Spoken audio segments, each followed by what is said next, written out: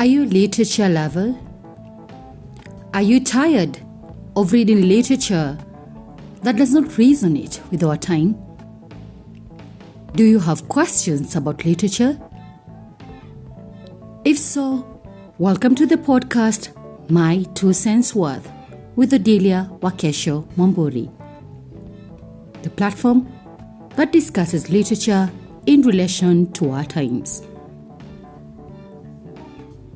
I am uniquely Kenyan and relevantly African. Hence my focus, African literature. In this video, I will be highlighting that the concept of women liberation is still an illusion in today's Africa. Please listen till the end. You will definitely have food for thought.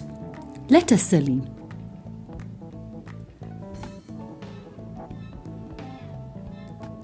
Sarachandra Chattopadhyay said, and I quote, "Women's liberty are words on everybody's lips these days, but they stay on the lips and they don't go any further.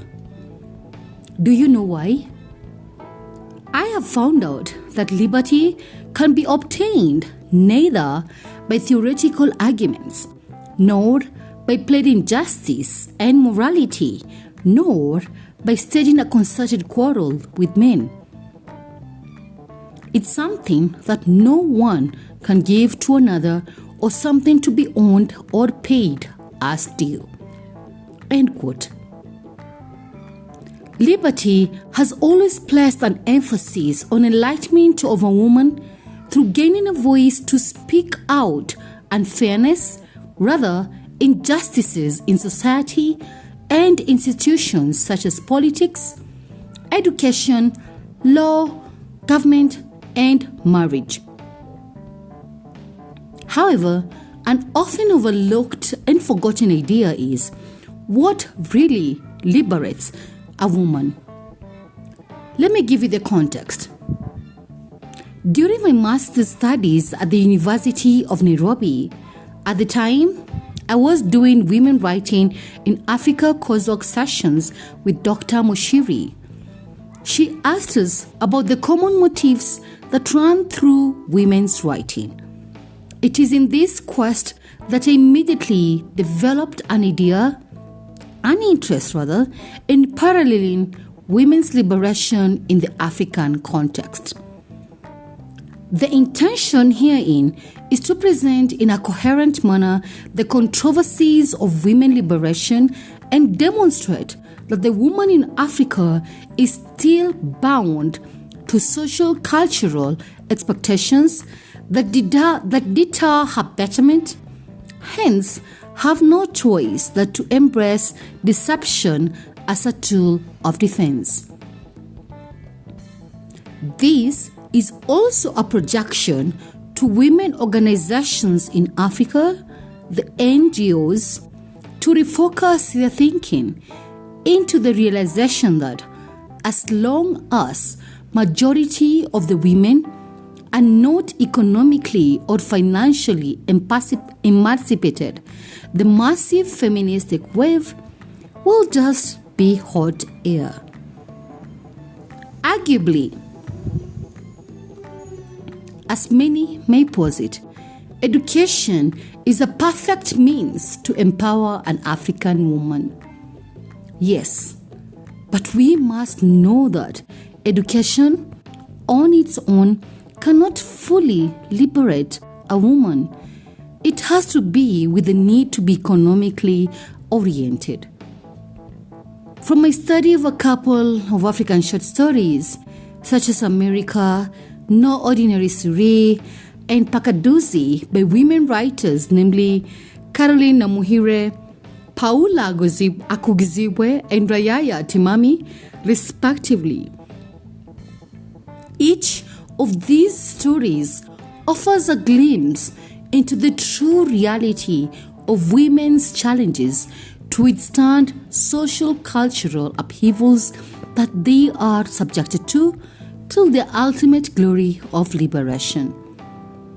To state explicitly, my primary intention is to echo out these stories that are bound to express the actual fact that the reality of financial capacitation, all factors held constant, is something that will significantly liberate the African women. In these short stories, the authors have objectively presented their female protagonists in such a dreadful and desperate way, ideally to showcase how fragile women are in a society enchained with ethos that deprive and muddle them with social cultural expectations. For instance, in America, Isine, the main character, serves to emphasize the importance as well as the difficulty in finding her self-liberation against her social expectations. She engages her readers in the myriad thoughts to reconcile her experiences in America with her present realization of self-identity. Numuhire, the author of this book, America, demonstrates that though our African cultural society may seem to oppose the spirit of womanhood, a contemporary African woman's full accomplishment is in accrediting herself economically and seeking her true self-worth, a sign of liberation. Let us borrow this thing, yeah? In no ordinary array, Ariel is presented as a typical modern woman in Africa who has fought her way up the career ladder and is quote-unquote happily married to a rich young man of her liking. Wow. However, the question of liberation comes in on how she is living a life of deception in order to please and satisfy the curiosity of the society she's in.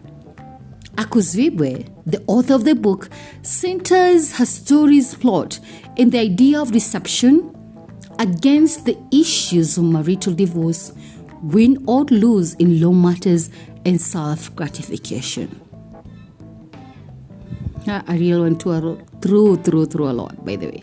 In Pakaduzi, Mariam is portrayed as a socially positioned African woman whose life is married off to a married old man, an equivalent reflection of our today's young women's relationship to Amubaba for financial capacitation. In each of these stories, women are exhibited as warriors who take action. They appear as first, don't get me wrong, as perpetrators of broken marriages. Rather, victims of all these circumstances. But later, they elevate to victory by simply tapping into what fully liberates them. In essence, the stories are a clarion call to all the African women today to push against all societal pressures and all odds so as to be enlightened through finding their true self-identity and worth in order to evade social expectations and social degradation into the inmost reality of self-liberation, no matter the cost as a result. To conclude, my question is, how many of us, and I mean we women, are willing to forsake all our seemingly traces of soft life for the sake of self-building into our very own self-owned financial capacitation? That's all I have for you today. Kindly subscribe and share this podcast with your family and friends. Thank you and see you next time. Bye.